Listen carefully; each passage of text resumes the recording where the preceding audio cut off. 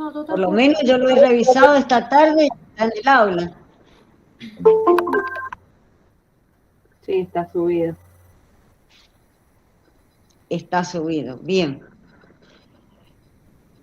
Bueno, me han respondido uno nomás, o dos, o tres, de que han leído o que han visto la clase anterior. O sea, yo lo quería plantear como para hacer un repaso, dando ya por sabido lo que habíamos dicho el año pasado con respecto a las excepciones previas. De todas maneras, vamos a hacer un repaso genérico para aquellos que no lo han visto y ubicarnos de qué estamos hablando. Cuando hablamos de excepciones previas, tenemos que tener en cuenta que está legislada dentro de los procesos de conocimientos. O sea que planteada una demanda y una vez notificada y dado el traslado de la demanda correspondiente al accionado, éste puede tener distintas reacciones a los efectos de esa demanda que ha recibido. Entonces, dentro del proceso de conocimiento, hay un capítulo especial que está entre el artículo 168 y 171 del Código que regula las excepciones previas de especial pronunciamiento, dice el Código.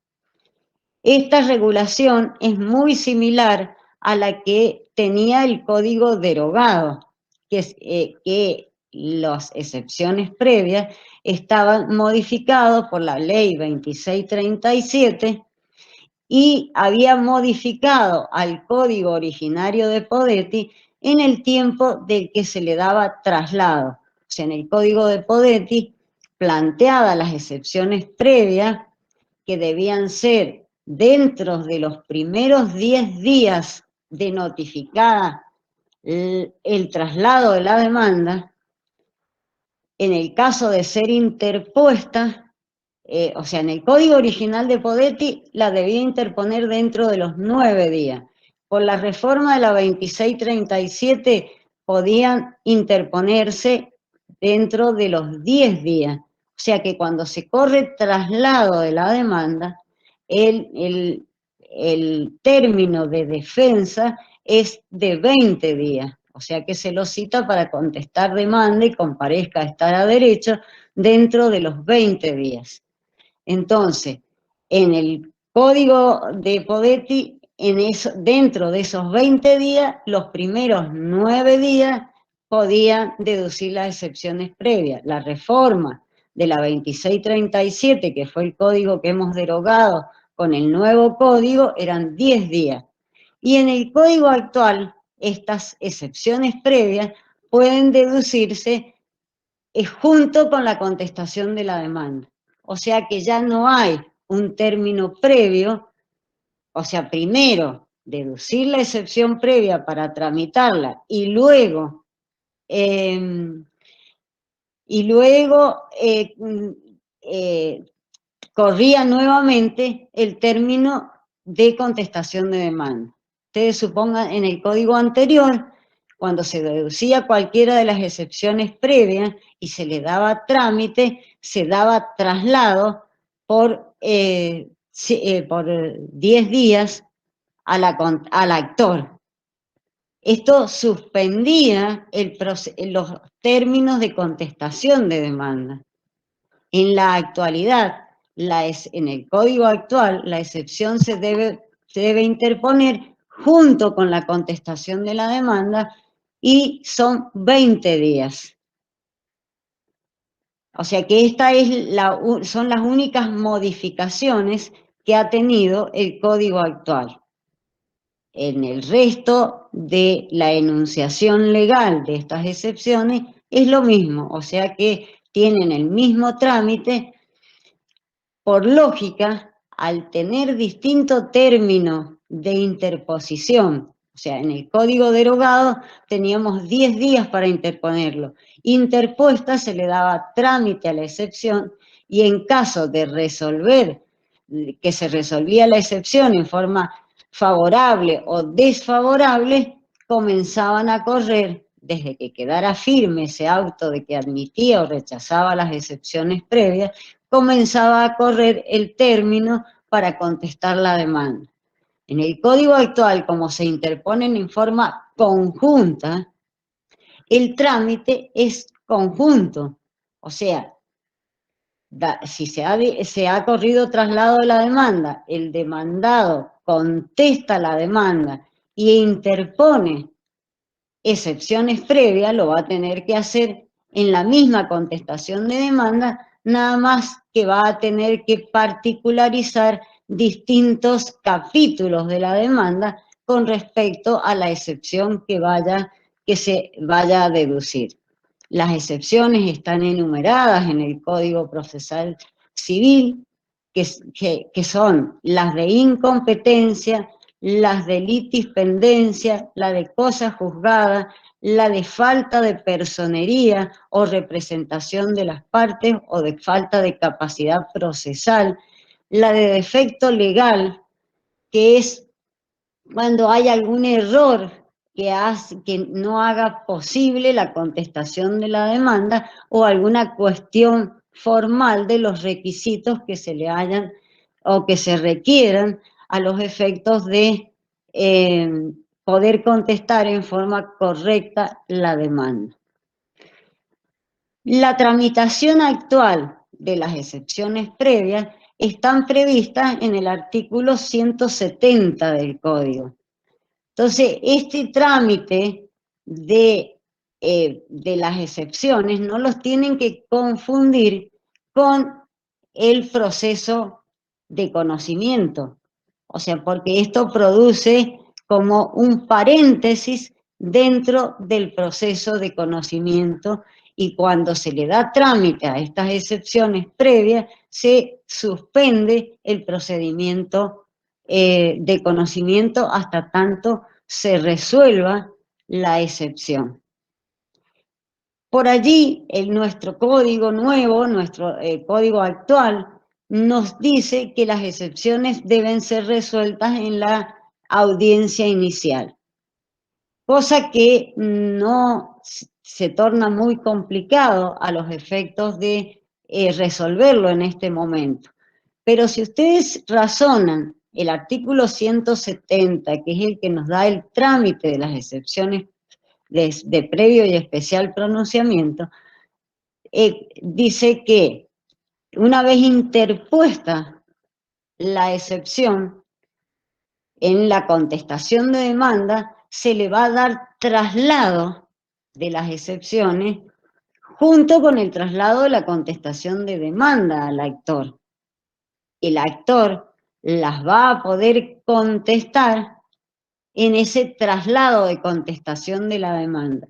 Y si ofrecieran nuevas pruebas, el demandado, que es quien opuso la excepción, por notificación ficta de cuando se produzca la contestación del traslado de la contestación de demanda, va a poder ofrecer pruebas si las tuviere, o si la excepción planteada merece o amerita el ofrecimiento de pruebas. Pero acá ya esta nueva posibilidad que tiene el demandado no es por notificación expresa, sino que es por notificación por lista.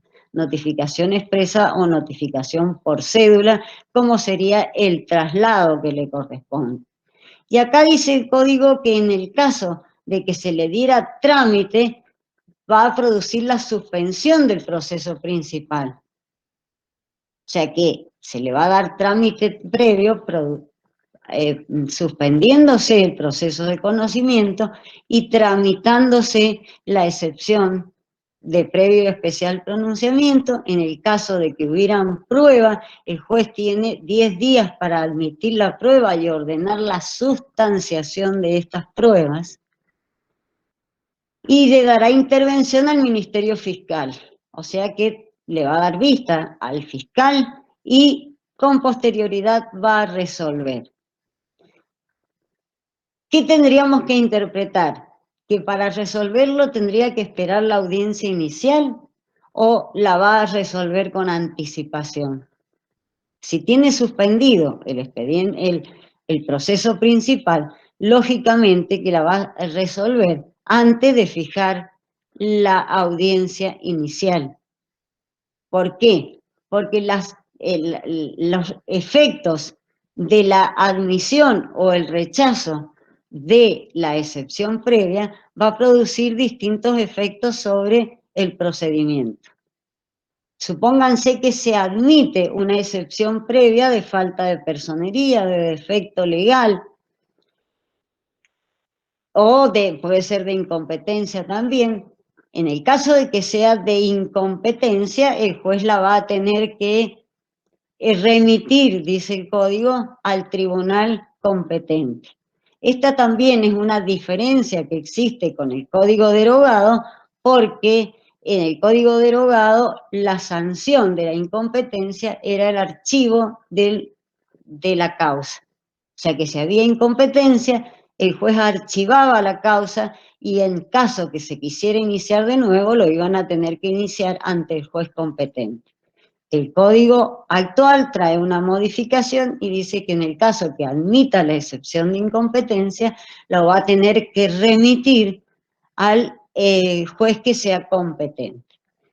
Esto es un beneficio para las partes porque se van a utilizar el pago de los requisitos fiscales de interposición de la demanda, porque si se archiva y se tiene que iniciar de nuevo en otro juzgado, van a tener que volver a pagar el total de las tasas de justicia como un nuevo juicio, porque el que ya iniciaron ante un juez incompetente se producía el archivo. O sea que esta es una modificación quizás favorable para las partes, pero le impone la carga al juez de elegir quién es el juez competente cuando no es el juez el que tiene que elegir o determinar la competencia.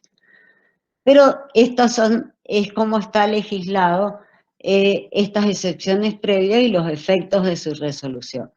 Y en el caso de que fuera una excepción de falta de personería o de defecto legal en el modo de proponer la demanda, el juez en su resolución, cuando admite la excepción previa, le va a ordenar, o sea, va a resolver y va a ordenar y va a emplazar para que la parte actora cumpla y subsane el defecto que ha cometido en la redacción de la demanda, que acredite la personería o la representación que invoca, porque es la excepción de falta de personería, es la falta de capacidad procesal, que ya la hemos visto y la hemos analizado en la parte general de la materia, es con respecto a la capacidad que tienen, ya sean los representantes o los representantes legales o los representantes convencionales con respecto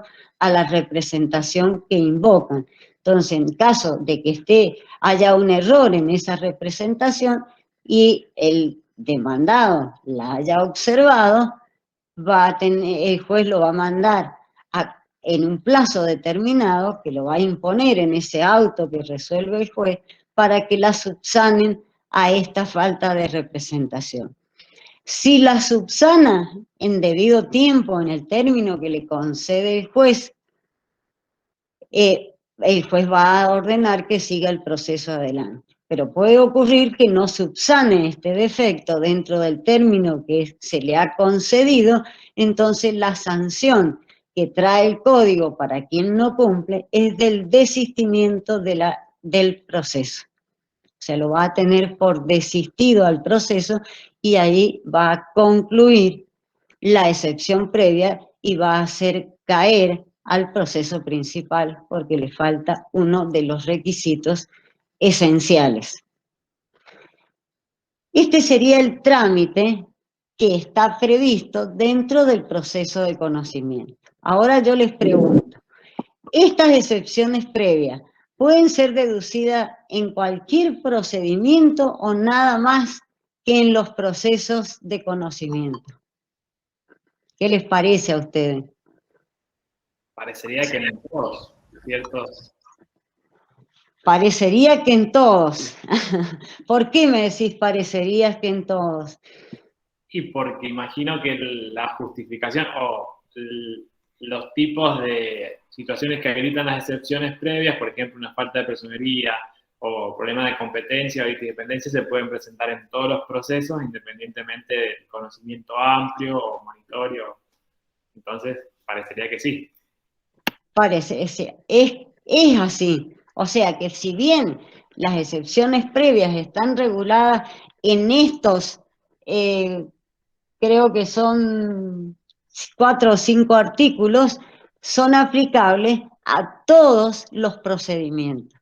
O sea, que es el primer control o la primera herramienta que tienen las partes para controlar que la pretensión, o sea, el ejercicio de la acción, se haya realizado en forma correcta. O sea que si bien lo vamos a aplicar a todos los procedimientos, hay algunas cuestiones o en algunos procedimientos que se plantea en forma distinta. Porque en un proceso monitorio, donde lo primero que se dicta es la sentencia, en el caso de que se haga lugar a la oposición, con una excepción de previo y especial pronunciamiento, sería una de las posibilidades que tendría el demandado para ejercer la oposición en el juicio monitorio. ¿A ustedes les parece que los efectos serían los mismos? Supónganse ante una incompetencia. El juez ya dictó la sentencia, ¿se lo podría mandar a otro juez? No creo que una sentencia pueda. No. O sea, nada dice el código, pero un procedimiento donde ya está dictado la sentencia, si hay una oposición de incompetencia y la consecuencia va a ser el archivo de la causa, porque no le podría mandar un juez a otro juez porque se ha declarado incompetente un proceso con una sentencia ya dictada, porque si ya se dictó la sentencia,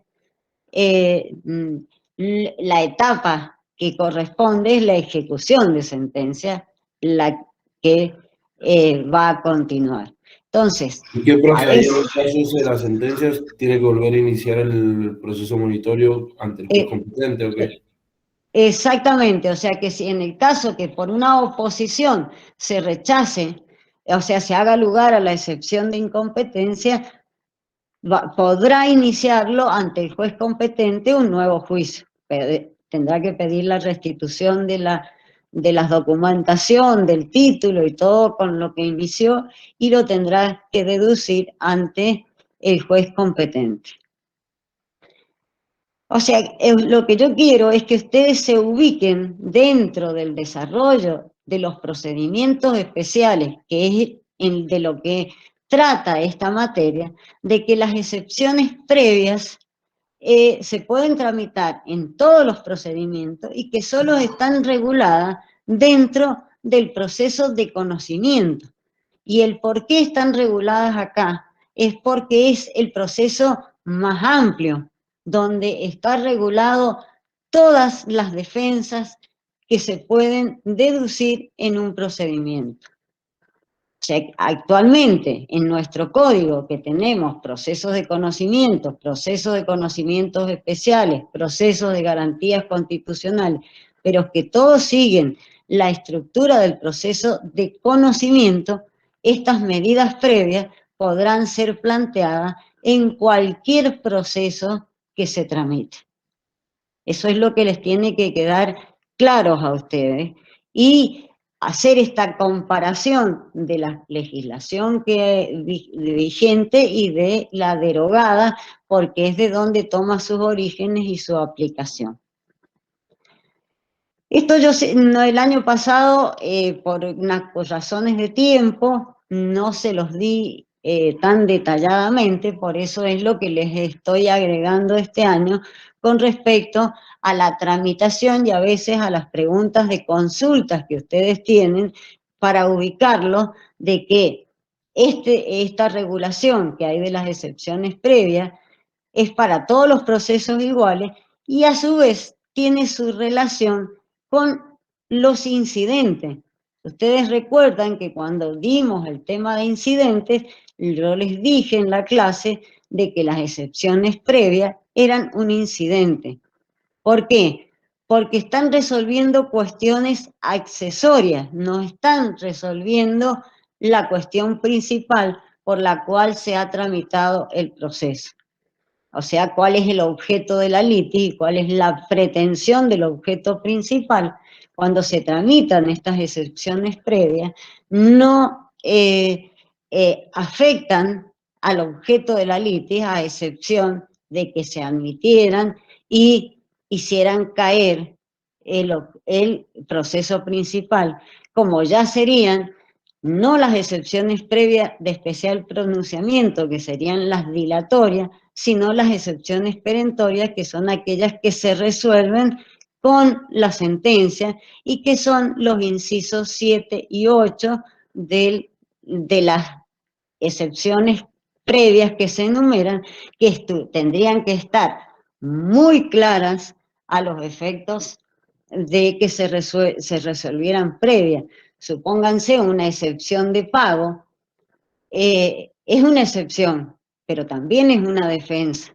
Y en un proceso de conocimiento se va a hacer todo el proceso de conocimiento para ser exacto y el juez conozca y ahí va a resolver la excepción. Se hace lugar a la excepción de pago, no va a seguir analizando el resto de las cuestiones que se hayan planteado en el objeto y en la pretensión del juicio principal.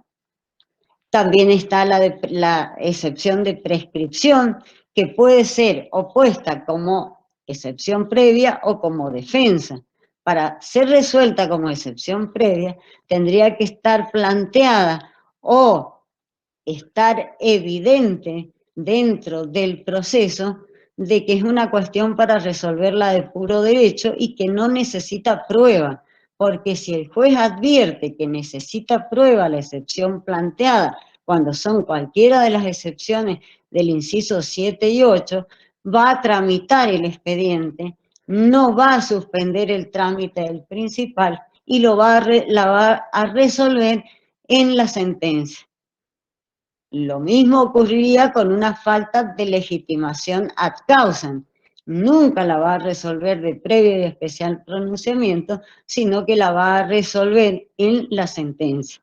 Y es una carga que también tiene el juez, aunque no haya sido deducida una excepción previa, tiene la obligación en la sentencia de analizar la legitimación de las partes para estar en el juicio. O sea que sería la legitimación ad causam, es una carga del juez de analizarla. Aún no planteada y no teniendo legitimación sustancial ad causam las partes, el juez la podría declarar de oficio.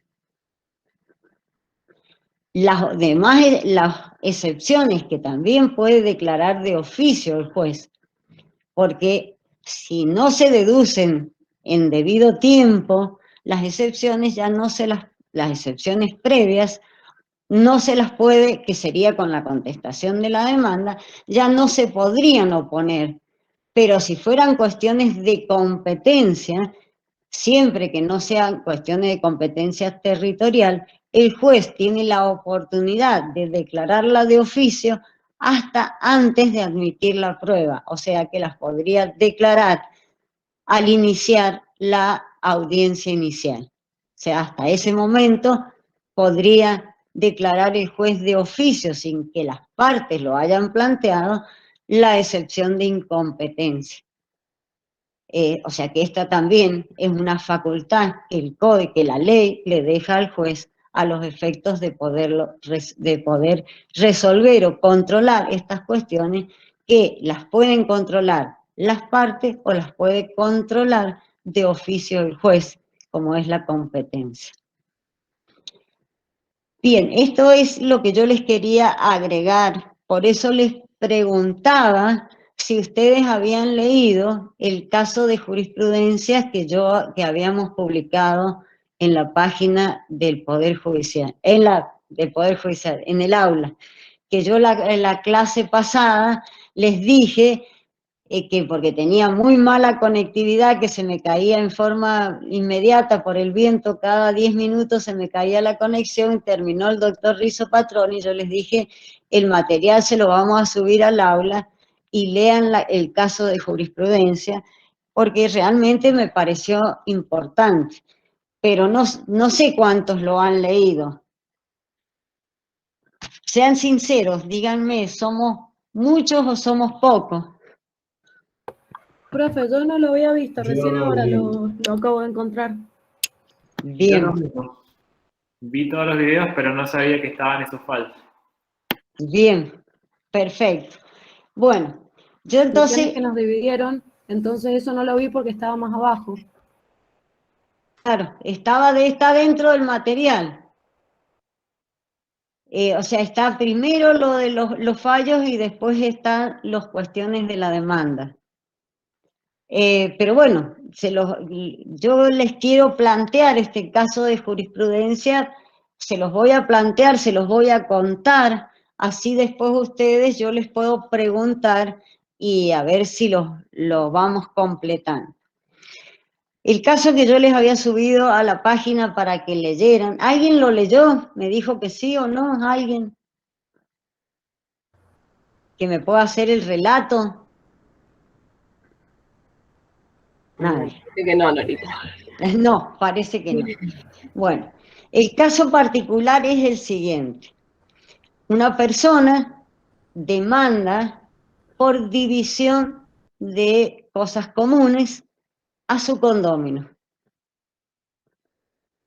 El demandado le contesta con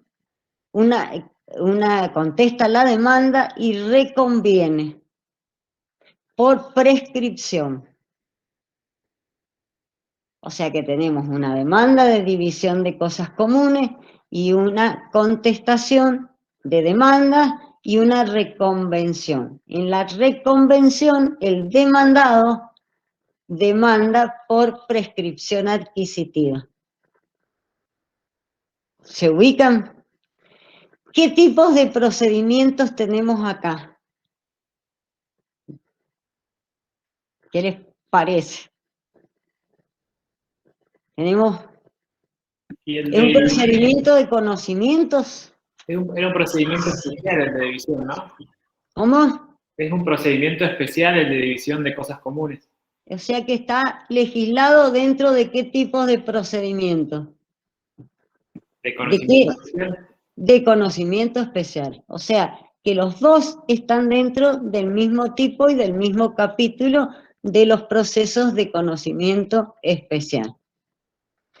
Cuando se le da traslado de la demanda al actor por la prescripción adquisitiva, el actor le interpone una excepción de previo y especial pronunciamiento de falta de los requisitos formales de proponibilidad de la demanda de prescripción. ¿Eso sería defecto legal, profesora? Eso es defecto legal. O sea, había un requisito que tenía que cumplir el demandado para poderlo reconvenir al actor por prescripción adquisitiva. ¿Y cuál sería este requisito de requisito de formas legales? ¿Cuál sería el requisito indispensable para iniciar una demanda de prescripción? ¿Legitimación activa y pasiva? No estaban, porque uno demandaba por división de cosas comunes y lo demandaba al condómino y el condómino le contesta con prescripción. Pero cuando hay, o sea, la prescripción adquisitiva no tiene que ser un tercero, o sea, No, creía que, pues, ah, puede ser dentro de los condóminos también se puede deducir. eso no Pero sabía.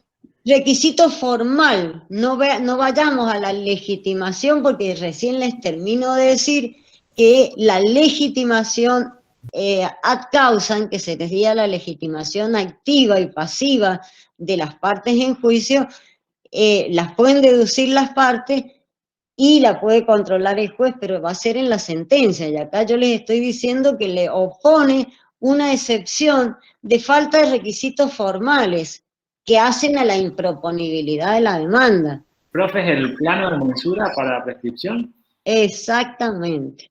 Le faltaba el plano de mensura para deducir la demanda de prescripción, porque es un requisito formal. Siempre que se inicie un proceso de prescripción adquisitiva, tiene que estar confeccionado el plano por un agrimensor y tiene que estar aprobado por la Dirección de Catastro con los requisitos que dispone la ley. O sea que es la ley nacional, que es la 14.000 y algo, no recuerdo exacto el nombre, pero que impone este requisito de que tiene que haber un plano aprobado por la Dirección de Catastro que esté confeccionado a los fines de deducir un título supletorio. Entonces, el actor le opone esta excepción al demandado que lo había reconvenido. ¿Ustedes les parecen que el actor podía deducir esta excepción de previo y especial pronunciamiento de efecto legal?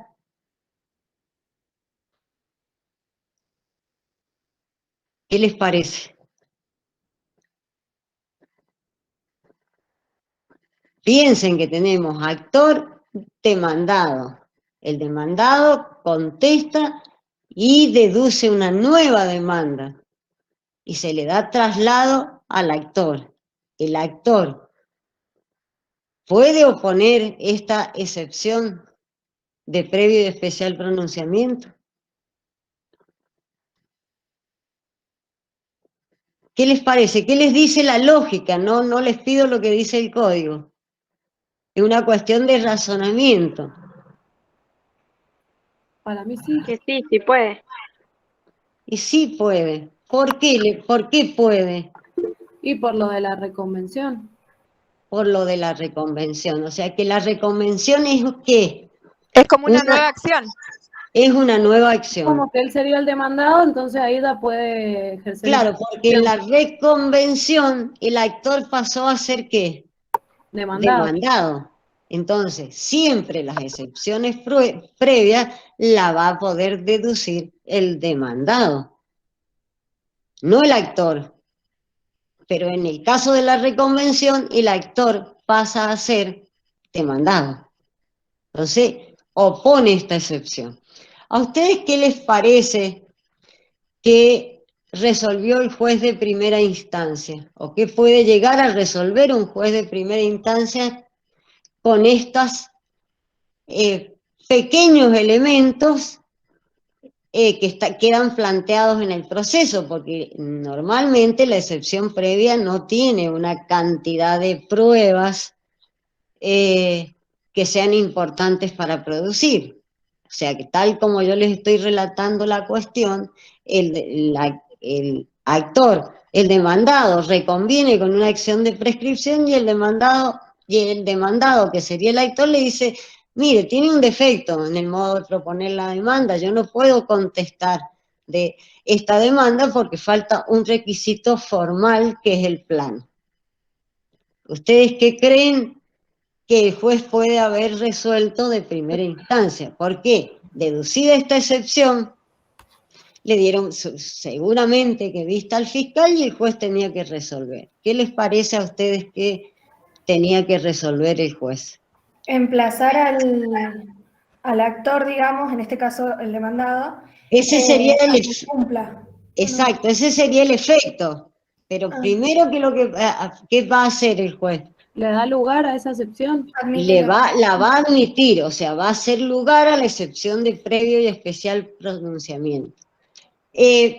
No nos vamos a dilatar más, pero yo les pido que lo lean, les va a quedar como material a ustedes, que está subido en el aula, porque el caso tiene muchos fundamentos de derecho.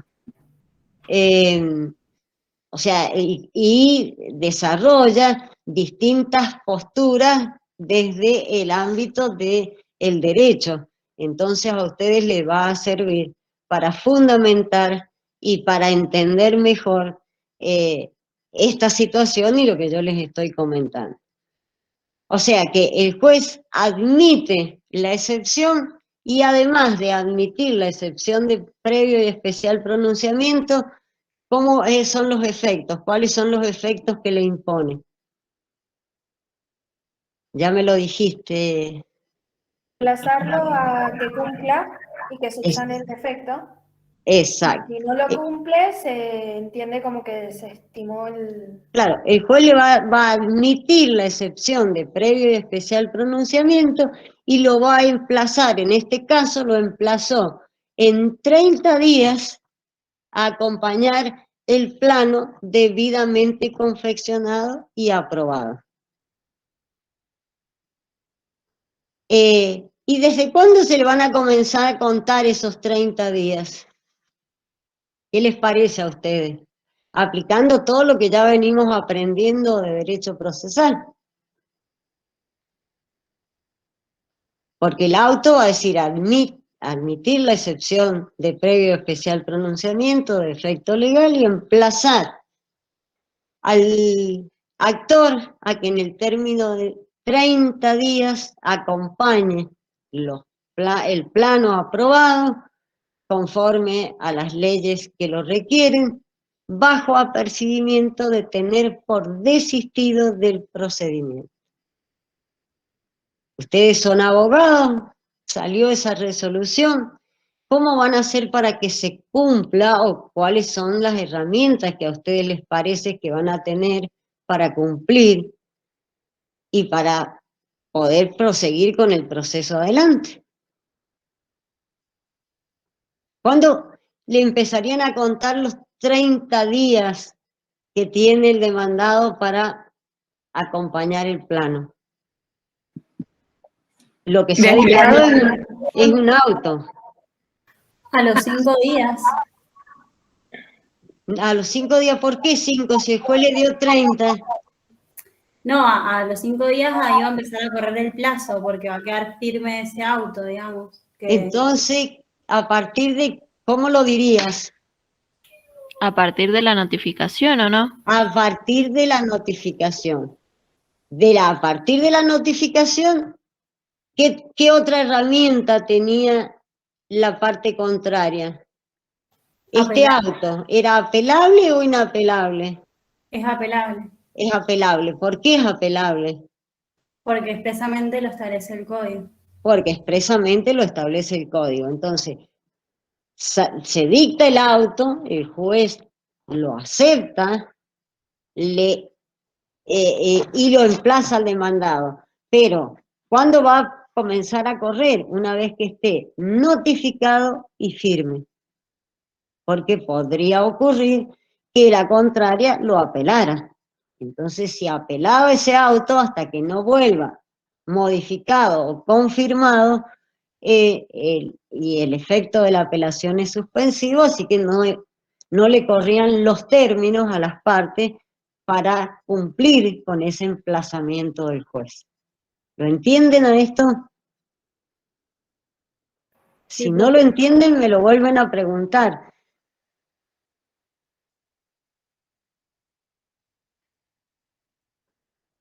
Bueno, parece que está demasiado claro. Entonces, ¿los 30 días van a correr a partir de cuándo? ¿Del quinto día de la notificación? De que quede firme la notificación. Exacto. Son 5 días porque es el término de apelación. O sea que a partir de los 5 días hábiles posteriores a la notificación. ¿Y qué notificación van a tener que cumplir? ¿Con qué notificación queda firme este auto? Fehaciente. ¿Cómo? Fehaciente. Fehaciente, alguien me dijo. ¿Y qué es fehaciente? ¿Por cédula, profe? ¿Por cédula a qué domicilio? Real. Al real, ¿qué se notifican? Las cuestiones que están previstas expresamente, como es el traslado de la demanda, las citaciones, porque acá ya está trabada la litis, ya hay un actor, hay un demandado, hay un demandado que se convirtió en actor y un actor que se convirtió en demandado. Entonces, la litis está trabada. ¿Y cuál es la carga que tienen las partes cuando se hacen parte? Constituir domicilio.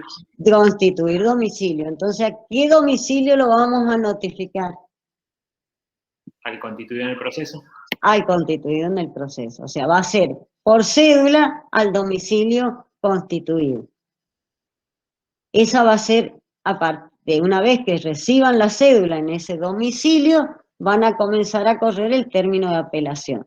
Si queda firme este auto, a partir de allí van a correr los 30 días que les dio el juez. Y esos 30 días, ¿cómo los van a contar? ¿En forma corrida o en forma de días hábiles? Hábiles. ¿Corridos, profe, o no? ¿Cómo? ¿Eran corridos esos 30 o no? Si el juez lo hubiera dicho en la sentencia, son corridos. Pero si no dice nada, son hábiles. Porque se supone, o sea, el código presupone que todos los términos son de días hábiles. Bien. ¿Pero qué ocurrió? Quedó firme este auto, le transcurrieron los 30 días al demandado, al actor, o sea que sería el demandado de autos que reconvino, para presentar el plano. El término de los 30 días se vencía un día 12, supónganse, y un día 18 presentó el plano. ¿Está cumplido? ¿Estaba cumplido o no estaba cumplido la carga de subsanar el defecto? Y no, si son normales, No digamos. estaba cumplido. Entonces, ¿qué actitud puede haber tomado el demandado? Igual decía bajo procedimiento de tenerlo por desistido, o sea que ya estaba la sanción como Bien. consecuencia de no presentarlo. O sea que estaba la sanción y estaban los términos. Entonces, ¿qué actitud toma el demandado? Que es el que había deducido la excepción. ¿Y desistiría de la reconvención en ese caso? Y le pide al juez que le considere desistida la acción. Y acá el juez lo admite, la tiene por desistida, y le aplica la sanción diciendo que la acción de prescripción se tiene por desistida. Y dicta un auto también acá el juez. ¿Este auto era necesario o no era necesario?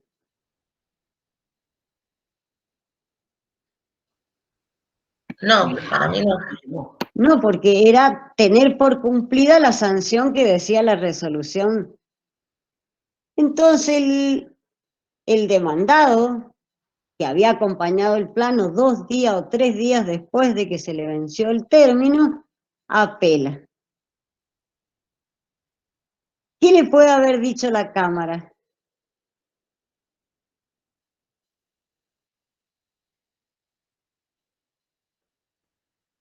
Y eso mismo, que era innecesario. Y más que innecesario, ¿qué ¿qué le dice la Cámara? Este auto, que no estaba previsto, ¿es apelable o no es apelable? Y no sería apelable. Claro, no es apelable por lo que no está en el código especificado. Exactamente. Entonces, si no está en el código, no es apelable. Entonces la Cámara se lo rechaza por inapelabilidad. Y ya dentro de la vigencia del nuevo código, incluso hace la aclaración de que si bien el código prevé y la Corte ha dicho de que no todo es apelable ni inapelable, sino las circunstancias del caso, que esto no era una cuestión que le iba a causar un daño irreparable a las partes por no admitir el recurso y le rechaza el recurso. Vuelve y siguió el expediente al día de la fecha, lo he seguido para decirle que está con una suspensión pedida por las partes para arreglarlo, o sea, de común acuerdo entre las partes y no con una sentencia. Pero yo no sé si con esto ustedes han entendido. Lo que yo quiero es que lo entiendan esto de las excepciones previas, porque es una cuestión útil, muy necesaria, y a veces cuando nos las tienen que explicar o cuando ustedes rinden, les cuesta como entenderla. Lo ideal era que ustedes hubieran leído este caso. O sea, se lo hemos subido para que ustedes lo leyeran y tuviéramos otra actividad. Yo tengo una serie de preguntas que les quería hacer con respecto al caso, pero no se las puedo hacer porque no lo han leído. Entonces, es como que todo se torna más difícil en esta actividad. Nosotros lo que nos hemos propuesto este año es como invertir el aula. Ya tenemos material que ustedes lo pueden ir viendo de antemano y que ustedes vengan con las respuestas de las cuestiones que han visto de los videos del año anterior, de la parte teórica, y nosotros este año irle agregando cosas que sabemos que en el tiempo que hemos dado las clases nos han faltado cuestiones para que ustedes puedan respondernos y para que se haga más ágil la clase. Ahora les hago otra pregunta. ¿Alguien vio los videos del año pasado? De las excepciones previas. Sí, profe. Bien. Yo los vi. Lo que pasa es que sabíamos que teníamos que ver los videos, pero no sabíamos que habían subido también el fallo, si no lo hubiéramos leído, seguramente para hoy. Claro, yo les dije la clase pasada. Y de los que han visto el video, ¿les ha surgido alguna duda o alguna inquietud con respecto a lo que se dijo o lo que dijimos o que dije el año pasado? Y si tienen alguna pregunta, alguna aclaración para hacerme. Profe, yo le iba a preguntar, pero de lo Sí. que explicó recién en cuanto a la notificación ficta, cuando se le hace el traslado de la contestación y con la excepción. Sí. ¿Por qué sería notificación ficta si la contestación de demanda le va a llegar, digamos, se debe notificar igual como se notificó la demanda a la contestación? Sí, pero lo que ocurre es que como sigue el trámite del proceso de conocimiento, el proceso de conocimiento tenemos la demanda, ¿no es cierto? La demanda la notificamos y le damos traslado al demandado. El demandado va a contestar la demanda y se le va a dar traslado al actor. Pero cuando el actor conteste, ya lo que diga el actor y las nuevas pruebas que ofrezca el actor no van a ser con notificación expresa, con notificación por cédula a domicilio constituido, sino que va a ser por notificación simple. Entonces, siguiendo el mismo trámite de la excepción, ese responde que va a ser el demandado, que sería el actor de la excepción previa, ¿no es cierto?, que es el demandado siempre, lo que le conteste el actor ya no va a tener un nuevo traslado, sino que lo va a tener que controlar por su cuenta, por la notificación simple, a los efectos de que se ha agregado alguna cuestión nueva o se ha ofrecido nueva prueba. ¿Me entendés? Claro, como que lo que va por cédula es demanda y contestación y ya lo que surja ya no. Ya ahí- Exacto, lo demás ya es por control de parte, ¿no es cierto? No es que no se le dé conocimiento suficiente, sino que ya la notificación de esa nueva contestación es una contestación simple, es de notificación simple. Quiere decir que tiene 5 días después que se notifique para deducir o plantear lo que considere necesario u oportuno. O de ofrecer nuevas pruebas si tuviera la necesidad de ofrecer contrapruebas porque hubiera un hecho nuevo o si hubiese ofrecido pruebas de las cuales habría que oponerse, eso va a ser por notificación simple. O sea, sigue el mismo orden del proceso de conocimiento que se está tramitando, porque acá no hay un trámite incidental previsto como lo teníamos en el código derogado. En el código derogado yo les decía que se planteaba la excepción previa dentro de los 10 días y le quedaban al demandado 10 días para contestar la demanda. Pero cuando se deducía la excepción previa, se suspendía el término que estaba corriendo y entonces tenía un trámite incidental previsto en el artículo 176 del Código derogado.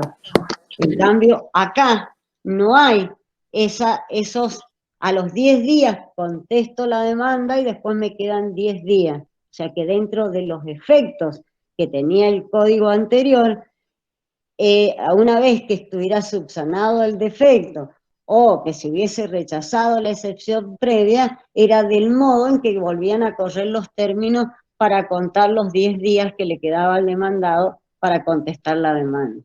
En el código actual, a los efectos del principio de celeridad, la excepción previa se tramita con lo que es la traba de la línea. Demanda, contestación, traslado de la contestación y de esa contestación notificación simple. O sea que estas son si ustedes lo estudian comparativamente con los dos códigos, van a encontrar estas diferencias. Pero de todas maneras, la excepción previa siempre es una vía incidental. Con un trámite del artículo 93 en el código derogado, cuando suspendía a los 10 días y decía que se le va a dar el trámite del artículo 93 del código. Eso en el código actual no está. En el Código de la Nación también tienen 10 días dentro de los 20 días para plantear las excepciones previas.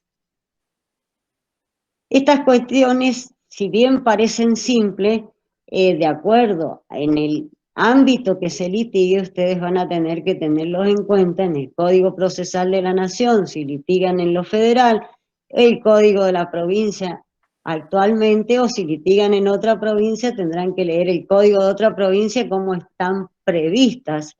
Entonces, en la medida que ustedes entiendan esta cuestión accesoria a los efectos de subsanar los defectos de la demanda, porque no tienen otro fin que este, ¿no es cierto?, que subsanar los defectos que se pueden haber causado o al redactar la demanda y que el demandado tiene que contestar, es una cuestión netamente accesoria, porque son cuestiones formales, no hacen al objeto y a la pretensión del juicio. Bien, ¿alguna otra pregunta de lo que ustedes hayan visto, hayan leído o me quieran hacer? Y si no, vamos a dar por terminado la clase. Les pedimos encarecidamente que vayan viendo el material que se sube, porque lo que ya hemos dado no lo vamos a volver a dar.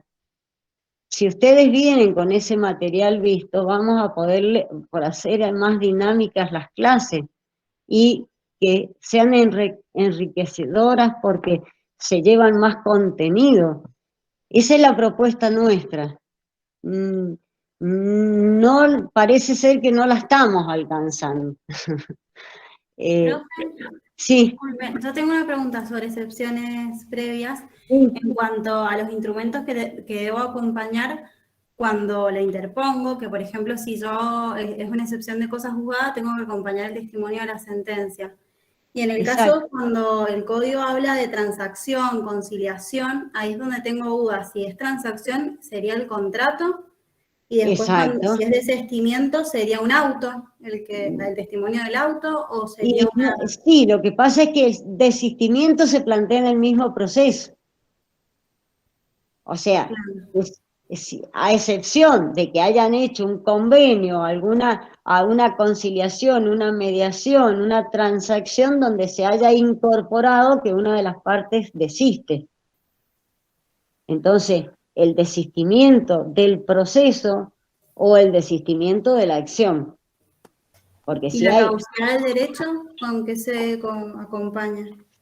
La caducidad del derecho es una cuestión de términos nada más.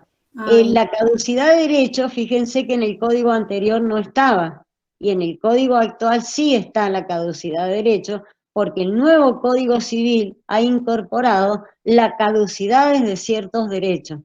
O sea que el pasado o transcurrido un cierto tiempo, ya no tengo más derechos para deducir una acción determinada. Entonces, todos estos institutos de la caducidad que ha incorporado el Código Civil es lo que hacen a esta defensa, y por eso se está enumerada dentro de las excepciones perentorias y no de las dilatorias. O sea, porque son cuestiones en definitiva de fondo. ¿Y qué es lo que voy a necesitar acreditar? Supónganse, les doy un ejemplo, cuando hay un juicio, un proceso ejecutivo con estructura monitoria, y cualquiera de las partes tiene los 30 días posteriores a los efectos de iniciar el ordinario posterior. Supónganse que lo inicie no a los 30, los inicia a los 40 días. ¿Cuál es la excepción o la oposición? Es una que le va a poder oponer el contrario. Una caducidad del derecho, o sea, porque el código le da 30 días y lo dedujo dentro de los 40 días. Entonces, ¿qué es lo que hay que acreditar en esas circunstancias? Nada más que el transcurso del tiempo. O sea que no hay, tengo que decir, el último acto útil, o volvió el expediente de la Cámara que se dictó sentencia en tal fecha, y quedó firme a tal fecha, tenía 30 días para iniciar el ordinario posterior. Lo inició a los 40. O sea, la prueba es ínfima, en ese caso es demostrar el transcurso del tiempo. Profe, ¿ahí sería juzgada o sería caducidad del derecho? ¿O es lo mismo?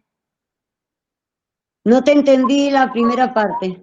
Digo, en ese caso que usted está planteando, ¿sería cosa juzgada porque ya pasaron los 30 días para poder...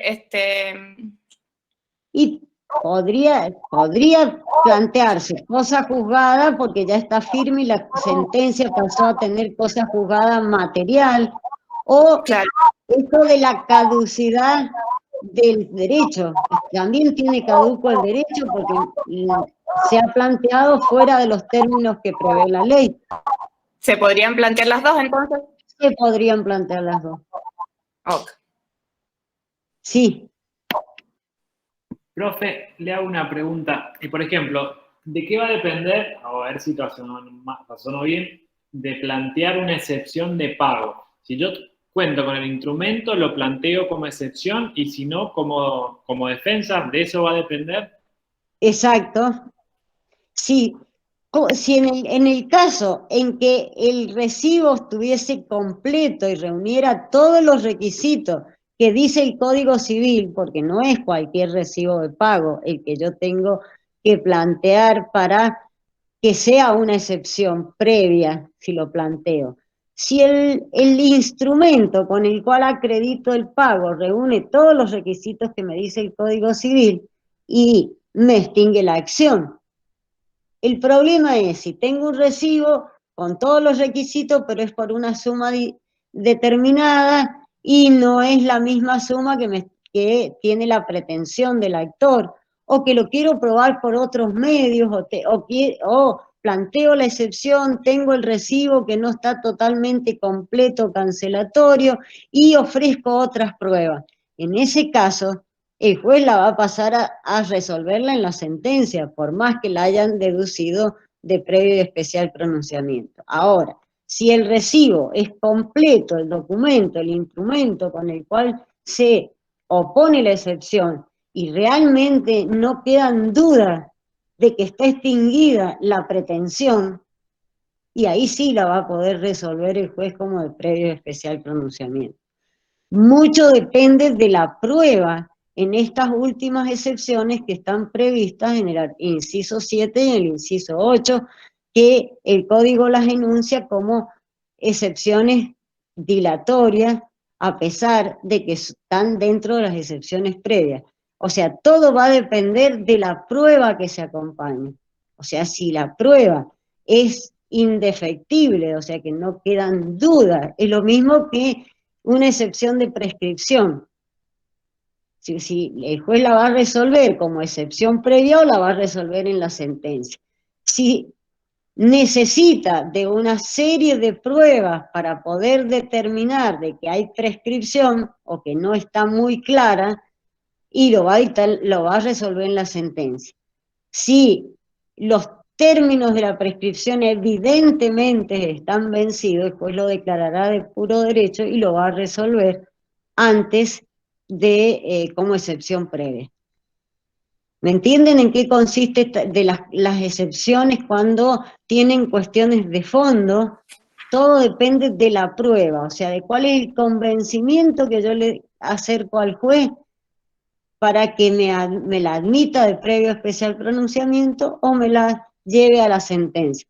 Normalmente, estas excepciones de fondo se llevan a la sentencia porque requieren de más cantidad de pruebas. No son de fácil prueba. Siempre quedan dudas con las cuestiones que plantea la pretensión del actor y la oposición que hace el demandado. ¿Lo entendiste? Sí, profe, perfecto. Profe, yo tengo una duda. Sí. Que justo me parece que no entendí, o sea, se me... Sí, te escucho. El auto que acoge excepciones previas, cuando estábamos en el caso del fallo. Sí. Del defecto legal. Sí. Ese auto se notificaba a los domicilios constituidos. O sea, exacto, a los domicilios legales se llaman eso. El domicilio legal. ¿Y ese domicilio legal cuál sería? ¿El del procesal electrónico ahora, es el de la matrícula? Y sí, sería ese, o si las partes a su vez proporcionan un domicilio, un correo electrónico. Electrónico, ok. Eso sería las partes, pero al abogado ahora es la notificación a la matrícula con el sistema de cédulas electrónicas. Muy bien, gracias. Y doctora, ¿y ahí solamente, o sea, notifico las dos partes o al que tiene que subsanar el defecto legal? No, a las dos partes, porque si el auto es apelable para las dos partes, tiene que quedar firme para las dos partes, porque si no, no está firme el auto, la tiene que ser consentido por las dos partes una sentencia, o puede ser apelada por una de las partes, pero tiene que correr el término con todas las partes en juicios notificadas para que una sentencia quede firme. Ah, ok. Muchísimas gracias. Bien. Bueno, chicos. Sí. Sí, me quedé pensando en el caso, no lo leí, pero bueno, escuché el relato que hizo usted. Poniéndome en el lugar del abogado que contesta, digamos, el que excepciona por prescripción adquisitiva. Porque a mí me parece... El que reconviene por excepción de prescripción adquisitiva. Claro. Porque me parecía que el plazo era como poco razonable, digamos, porque no depende solo del abogado, ni siquiera del agrimensor, depende de la actividad administrativa que hace el catastro y se demora para eso. O sea, no. Sí, lo que ocurre es que si no se tienen todos los requisitos para deducir una demanda, y no me puedo adelantar a deducir la demanda porque lo voy a conseguir en el tiempo, o sea que piensen en una acción de prescripción adquisitiva que no esté vinculada a ningún juicio y lo tengan que deducir. El requisito indispensable es tener el plano. Sí, el Si certificado. no tengo el plano, no puedo deducir la acción. Y bueno, y acá la dedujo como reconvención y le faltaba el plano. Quizás haya terminado, el plano estaría por salir y sabemos que demora y no salió y salió después de los 30 días que le dio el juez. A lo mejor hubiera podido presentarse y pedir una ampliación del término, pero no mantener el silencio y venir fuera de término. Claro, le hubiera convenido iniciarlo después, por separado, el juicio de prescripción, haber contestado. Exactamente. Exactamente. O sea que, es más, en este caso particular, después que se lo rechazaron como reconvención, lo iniciaron como una acción individual, como una acción de prescripción separada. Ah, bien. Bien, muchas gracias. Bien. Bueno, chicos, estamos en clase, después tendremos la consulta. Con esto les doy por terminado los de las excepciones previas. Les pedimos lectura, por favor, que es en beneficio de ustedes y de nosotros. Es muy difícil las clases a través de este sistema de Internet. Y no es solo para que ustedes escuchen y nosotros hablemos, sino para que vayamos enriqueciendo la materia y el aprendizaje, pero tienen que colaborar un poco con nosotros, porque si no, se hace muy difícil el diálogo. Profe, yo Sí. quería decirle lo que me pasó puntualmente a mí en este caso. Yo no sé si se subió hoy o en qué momento, y por ahí yo estaba siguiendo el aula y quizás si se subiese un poquito antes, quizás tendríamos... No, el jueves pasado se subió. El miércoles pasado tuvimos la clase. El lunes ustedes tuvieron la clase práctica. Yo no di, ¿se acuerdan que era el día del viento? Y en el poquito minutos que pude hablar les dije, miren, les voy a subir un caso al aula, por favor tráiganlo leído para la clase que viene. Lo que pasa es que me quedó la clase a media, porque yo quería... Como sugerencia, Doc, para que por lo menos los que vayamos a estar sepamos de antemano para poder participar y que sea fructífero, porque probablemente sea porque no se ha podido saber de eso. Entonces, no creo que tampoco sean. En mi caso, al no saber, obviamente no pude participar. ¿Vos Pero tuviste la clase del miércoles pasado? Sí. Y bueno, de ahí yo lo dije, va a estar subido el caso de jurisprudencia, se los voy a subir a los efectos que la clase que viene lo podamos dialogar. Y yo tengo unas 10 preguntas que les iba a hacer con respecto al caso, pero que he tenido que cambiar la metodología porque ustedes me han sido sinceros, y gracias por ser sinceros de que no lo habían leído, y si no lo habían leído no podemos hacer el práctico. Es tal cual como dijo la profe Merletti, chicos, nada más que tal vez no lo comprendieron por lo que había mala conexión por el viento sol. Sí, pero es así, ella iba a compartir los casos en la clase anterior para que se trabaje con los casos en la clase, pero como ella estaba complicada con internet y todos estábamos así con el viento sonda, lo alcanzó a decir y se subió. No recuerdo si lo subió Jessica o Quique. Sí, pero Jessica el día jueves lo subió. Sí, sí estaba, nada más que tal vez por lo que hay varios videos no se han dado cuenta, pero bueno, ya para la próxima seguramente vamos a estar más aceitados. Bien, ahí va Nina en el chat, dice que sí lo dijo. Sí, es así, nada más que bueno, era mala la conexión. Sí, profe, sí, yo me acuerdo que lo había dicho, pero yo por lo menos no lo vi.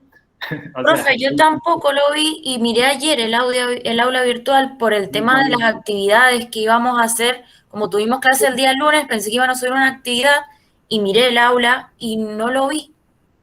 Por eso, si no... Yo la estuve revisando y sí, lo encontré, por eso me quedé tranquila, porque yo ya lo había visto. Yo lo había visto, pero no sabía que era para hoy. Pero porque está un poco más abajo de los videos y está como más abajo, no está ahí como con los videos, entonces capaz por eso no nos hemos dado cuenta que era el caso justo para hoy también. Claro, eso puede haber sido. Pero sí, están ahí si quieren ahora, fíjense, está en el aula virtual, tienen que pasar en donde dice presentación de demanda, apuntes la demanda, la narración. Claro, es el caso de jurisprudenciales, excepciones previas, ahí. Claro, más abajo. A ver, Es Y probable hay que como 4 Word con 4 excepciones. es probable que estaban los grupos, quizás de abajo los grupos estaban estos, y por eso no lo hemos visto. Claro, eso les pasa. Pues yo los estaba buscando y no... Eso, la otra vez estaba justo abajo de donde decía comisiones o grupos. Yo pensé que lo iban a dar como una actividad. Ah, bien, bien. Bueno, no, esos eran los casos de la profe Norita. Y aprovechen que están ahí subidos, léanlos porque están muy buenos y ahí, como dice la profe, hay como mucho articulado ahí explicado en los fallos como para que ustedes vean cómo es en la realidad, porque a veces uno explica así algo teórico, pero si no lo ve con una resolución, no imagina cómo todo esto se plasma en la realidad. Entonces está muy bueno el aporte de la profe Merletti con esos fallos, así que tenganlos en cuenta. Es más, hasta tienen contenido los fallos para poder interpretar el derecho. Y ustedes van a ver que hay citas de distintos autores, de distintos procesalistas, a los efectos de ayudarlo a razonar al juez. Esto es lo que es enriquecedor de este tipo de actividades. O sea, porque la teoría la podemos leer del libro, la teoría la podemos leer del código, pero la aplicación, y del único modo que la conocemos es viéndola, y especialmente en la etapa de ustedes, ¿no es cierto?, que es en la etapa de aprendizaje. Si a ustedes les queda esta habilidad de leer los casos de jurisprudencia, les va a ser mucho más fácil el ejercicio de la profesión. Pero si no lo incorporan ahora, después les va a costar mucho en los años. Recuerden que la facultad ha tenido todo el cambio de programas, distintos cambios de planes de estudio, y dentro de los requisitos que tienen es que los alumnos quieran distintas habilidades, no solo el de conocimiento, sino que desarrollen habilidades interpretativas, de derecho, y de aplicación del derecho, de habilidades en el ejercicio de la profesión.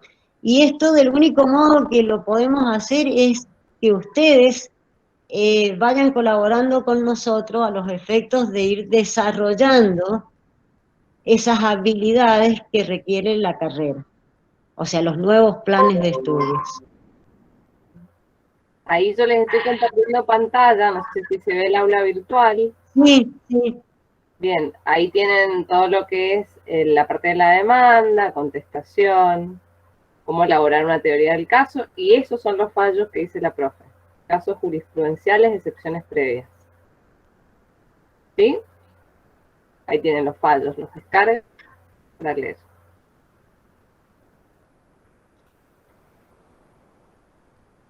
Es más, incluso está subido uno de daños y perjuicios, donde es muy particular el defecto legal que interpusieron.